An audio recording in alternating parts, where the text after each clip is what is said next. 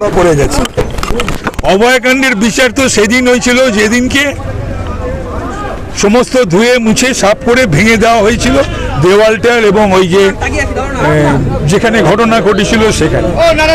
অভয়াকাণ্ডের বিচার তো সেদিন হয়েছিল যেদিন ওর বাবা মাকে টাকা অফার করা হয়েছিল। অভয়াকাণ্ডের বিচার তো সেদিন হয়েছিল যেদিনকে এই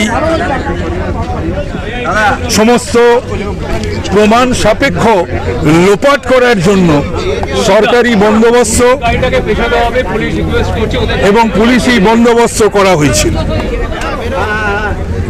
একটা জিনিস এটা বুঝতে শিক্ষিত হতে লাগে না, ডিডি অফিসার হতে লাগে না, সিআইডি অফিসার হতে লাগে না, সিবিআই অফিসার হতে লাগে না, উকিল হতে লাগে না, ম্যাজিস্ট্রেট হতে লাগে না, বা উচ্চ ন্যায়ালয়ের বিচারক হতে লাগে না যে এই ঘটনার সঙ্গে শুধুমাত্র এই নামটা আমি মুখে উচ্চারণ করতে চাই না যে শুধু এ যুক্ত ছিল। এটা বুঝতে কারুরই কোনো অসুবিধা বা সময় লাগে না। চিন্ময় কৃষ্ণ প্রভুর শুনানি আজও হলো না, এই যে দিনের পর দিন তাকে একই ওখানে ইউনিসেফ সরকার, এখানে মমতার সরকার, একইভাবে এরা এই অন্যায়, অত্যাচার, বেআইনি কার্যকলাপ এবং আইনের শাসন সেটা যে কিভাবে বাংলায় ধ্বংস হয়েছে আর এরপরে কবে এই বাংলা তো আমি কখনো পড়িনি, আমি দেখিনি, আমি শুনিও নি। আমি একজন দীর্ঘদিনের রাজনৈতিক কর্মী। বাংলা কবে জাগবে তারই অপেক্ষায়।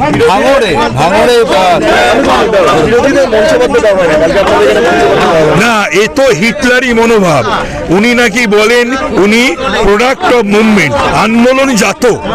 আর এখানে আন্দোলন কোন রাজনৈতিক দল, বিজেপি সহ কোন রাজনৈতিক দল কোনো মুভমেন্ট করতে গেলে কোর্টে যেতে হয়, অন্য দলকেও যেতে হয়, দল ছাড়াও যারা দলহীনভাবে করে তাদেরও যেতে হয়।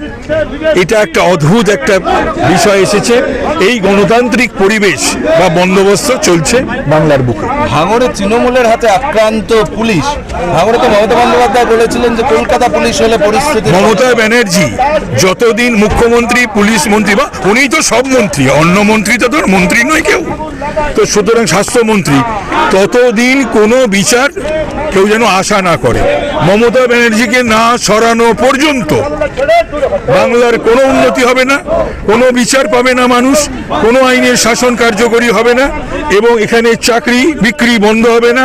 এখানে পুলিশকে মারা, এখানে মানুষ খুন, মা বোনের ইজ্জত সম্ভ্রম, লুট, এই সমস্ত চলতেই থাকবে। কেন উনিও যেভাবে তাদের কাজে লাগিয়েছেন, এখন আর তারা নাগালের বাইরে চলে গেছে। তারা আর রাস ধরে টানার কোনো ক্ষমতাই তার নেই, পারছেন না। মালদহে দেখা যাচ্ছে সীমান্ত এলাকাতে তাদের চাষিরা রয়েছে, ভারতীয় চাষিদের ফসল লুট করা হচ্ছে, তারা সংঘর্ষের পরিস্থিতি তৈরি হচ্ছে সেই সমস্ত জায়গাতে। মানে এখানে যে একটা কোনো মানে গুড গভর্নমেন্স, ব্যাড গভর্নেন্স নয়, no governance is prevailing in our state, in the state of West Bengal. Saline কাণ্ডে আমরা দেখছিলাম যে ছত্রাক পাওয়া যাচ্ছে, এখন ন্যাশনাল মেডিকেল কলেজেও একই রকম অবস্থা নতুন কোম্পানির হাতে যাওয়ার পর। সমস্ত বন্দোবস্ত, স্বাস্থ্য সহ সমস্ত বন্দোবস্তই ফাঙ্গাস এবং ছত্রাক আক্রান্ত। এবং অদ্ভুতভাবে একটা স্টেট কন্ডেম করেছে, ব্ল্যাকলিস্ট করেছে সেই কোম্পানি এবং সেই সমস্ত ছত্রাক সমেত স্যালাইন ইনজেক্ট করা হচ্ছে।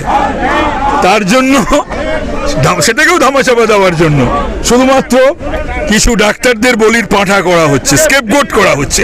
খুব অন্যায় এবং এটা একটা ডাক্তারদের ওপর এই সরকারের একটা প্রতিহিংসা পরায়ণতা ছাড়া আর কিছু নয়। পটাশপুরে দেখা যাচ্ছে ইনজেকশন, ব্লাড সুগারের ইনজেকশন, তাতেও ছত্রাক। স্যালাইনের পর বললাম তো সমস্ত ওষুধে, তাহলে প্রতিটি ওষুধের পাতায় পাতায় এক্সপায়ারি ডেট লেখা থাকতো না। এটা দেখার কাজ কার? এটা বলুক মুখ্যমন্ত্রী, স্বাস্থ্যমন্ত্রী, স্বাস্থ্য অধিকর্তা, কার দেখার কাজ?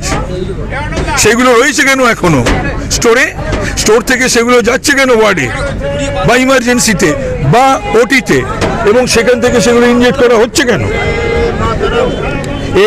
এই সমস্ত উত্তরের জবাব একজনকেই দিতে হবে বাংলার মানুষের কাছে। সেদিন আগত সেটা